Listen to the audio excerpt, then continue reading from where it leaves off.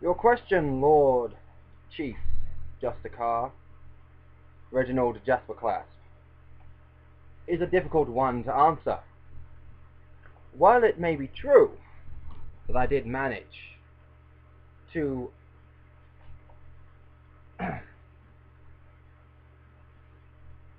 hire said deaf-blind bard, the tale itself is a long and arduous one.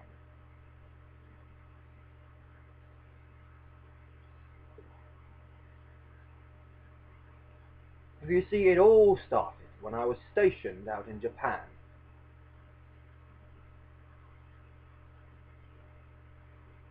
I had run foul of a French nobleman, Lord Pierre Dulancey. Apparently I got drunk out of my mind one night and said some unfortunate things about his wife. I will not repeat those here, for one, I do not remember them, and second, even if I did, they would probably be too distasteful. Now,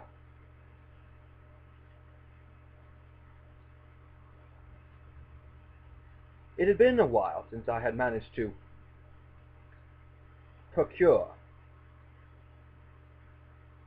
a decent antiquity of furniture to munch upon.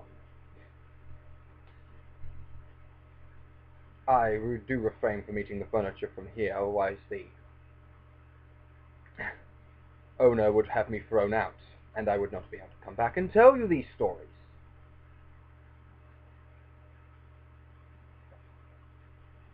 But the thing is, those Japanese,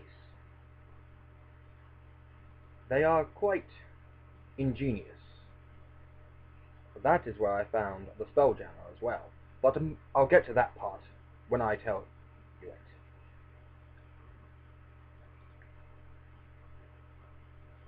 As I said, I had run afoul of a Lord Pierre Dulancey.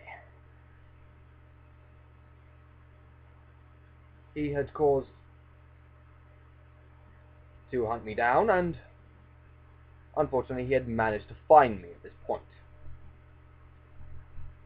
He did the gentlemanly thing. He challenged me to a duel. I accepted. Why should I not?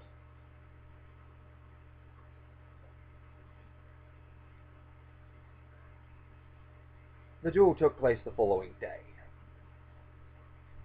At dawn, I might add. So we decided, or at least I had decided, that we should duel with swords, as was befitting of a knight.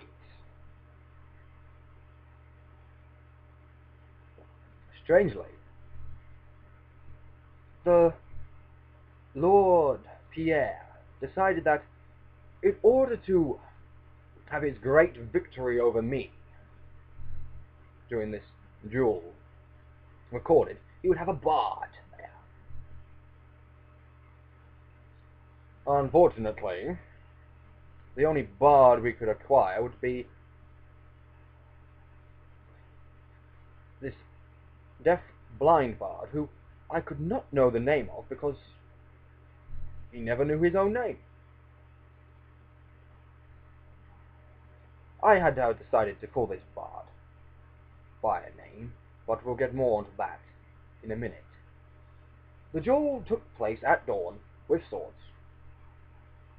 We went on for about 3 hours before the authorities came about and told us to move along. Of course, Lord Pierre wasn't having that, so what did he do? He told his second to shoot at the authorities. I was not having that.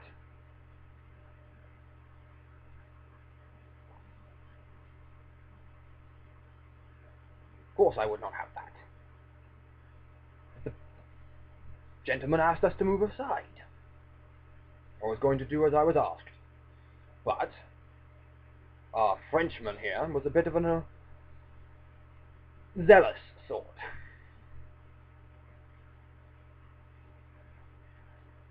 So, whilst his back was turned, and I admit this was not one of my finest moments, I ran the bastard through. Of course, this ended up with me having to hightail it out of there. I did not have a second, I did not have need of a second, and more importantly, I didn't have anyone with me to perform a second for my duel in the first place. However, I noticed the bard would not run, because he couldn't see them. He was deaf and blind. He couldn't hear anything, couldn't see anything. I don't even know what was the point of him being there. So I grabbed the bard. By the way, he played cymbals. No I had a clue as to why cymbals. Couldn't hear them, so we didn't know if he was playing the right tune or not. I dragged him off with me. Of course, this puts me in place with the authorities hunting me now, because I killed a man, and even though it was a duel, it was official and all that nonsense, nobody wants to hear about it.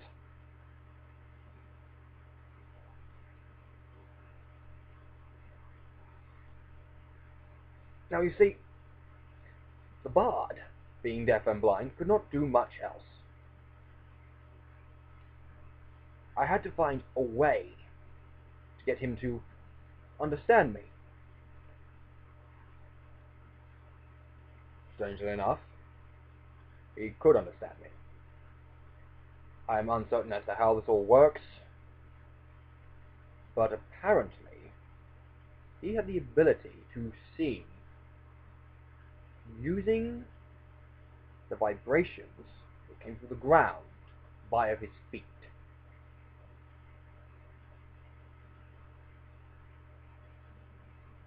Exactly.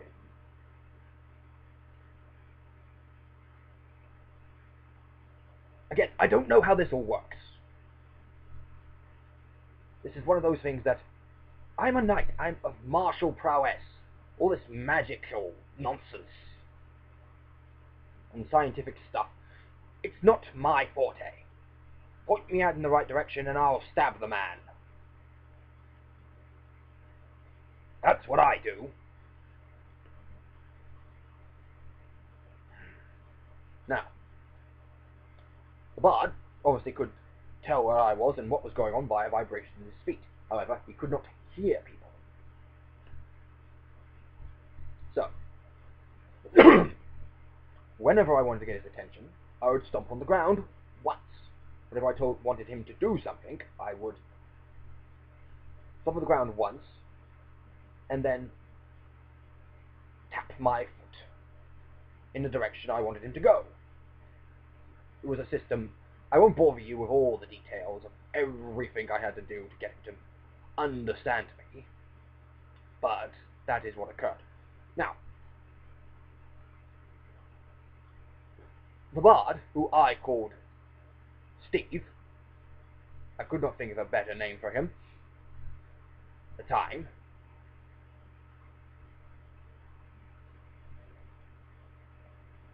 was a rather unique man, as we have already discovered. However, there was one other thing. Whilst in the land of Nippon, the Japanese land, Japan, Nippon, whatever, you want to call it what you will.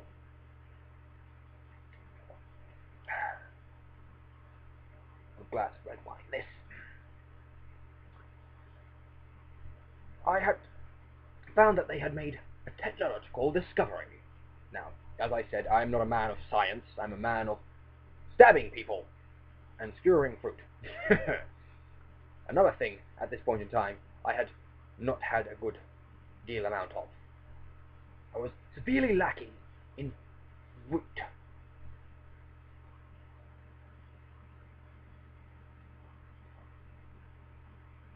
Now, this technological discovery, it would have seemed that the Japanese had somehow found a way to jam spells using big, tall as a building, I might say, Tesla coil device. Whatever Tesla coil is in the first place, I'm not sure. But that's it. That's what it looked like. A big metal spirally thing with a huge ball on the top. If activated, it could block magic use all over the globe. Now, a lot of my companions, they use magic, so I could not allow this to go about.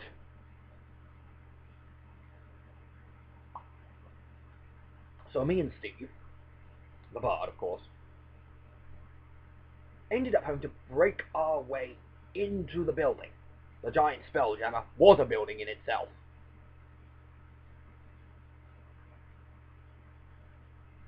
I won't bore you with the details, but let's just say it involved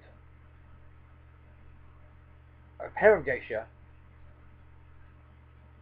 a giant umbrella, and several nuns. I'll leave that to your imagination. It's too much of a bother for me to go into right now for that one. That would be another story in itself.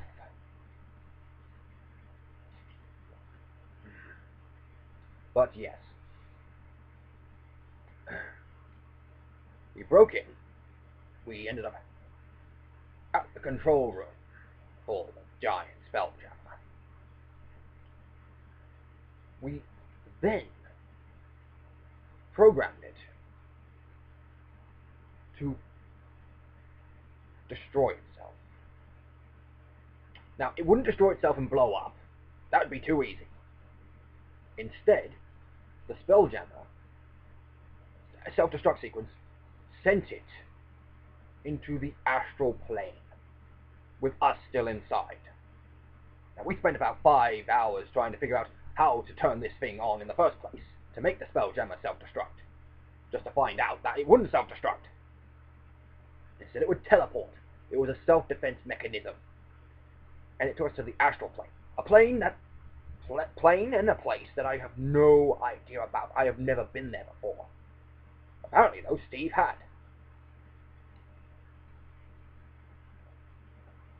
And he could sense that he was in the astral plane, just from the sheer fact of we're standing on rocks made the size of a rock the size of a continent, and it's not even attached to anything else. It's just floating, and we're upside down, and it's raining. We've got chocolate milk for some reason. Chocolate milk coming out of a cotton candy rain cloud.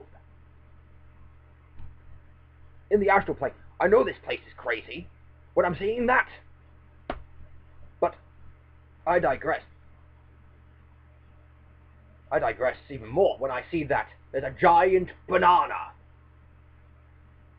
Yes, a banana. Floating right past us. So what do? My instincts kick in. I pick up something sharp. So it happens that there's a giant rock formation that's got stalactites and stalagmites with some strange cave structure. So I break one off, I pick it up, and I lob it at the banana.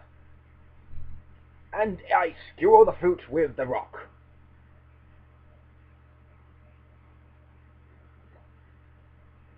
Embedding the rock into another planetoid, if you will. I then proceed to get over to this giant banana and start enjoying the delights of the sweet fruit. And it's been too long since I had good taste of fruit. It's been even longer since I'd been able to partake of an antique furniture.